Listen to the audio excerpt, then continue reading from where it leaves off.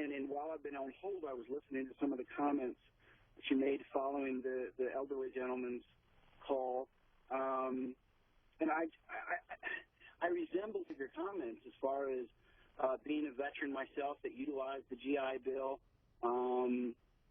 Growing up extremely poor as a child, I grew up in the projects of Indianapolis. I'm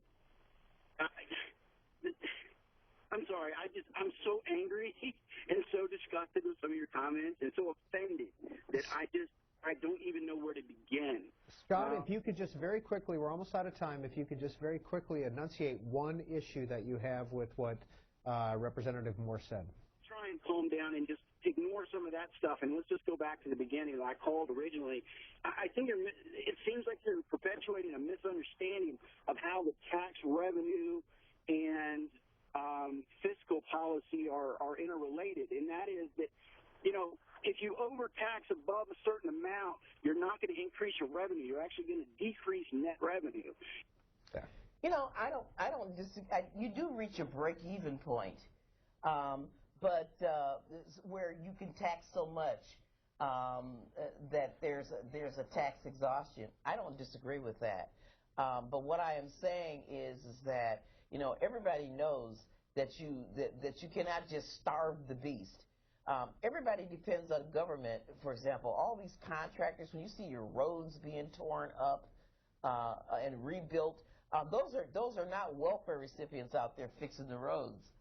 Those are people who are getting money from the Department of Transportation to do it. Private companies that make millions of dollars to do that.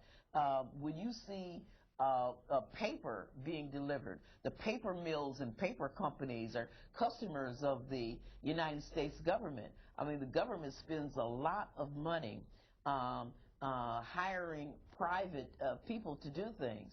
And so, you know, what, you know, I as a Democrat find offensive is that, you know, it's just fine for everyone to come to the public trough and feed from the public trough, except for low-income people. It's not okay for our kids to get a Pell Grant to go to school, you know, but it was okay, like you said, for those veterans to go get a Pell Grant.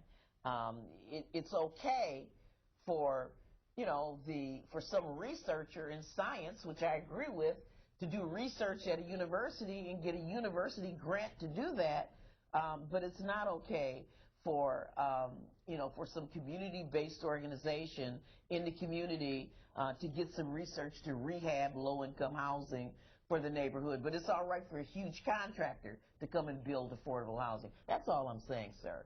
And we have been talking with Representative Gwen Moore,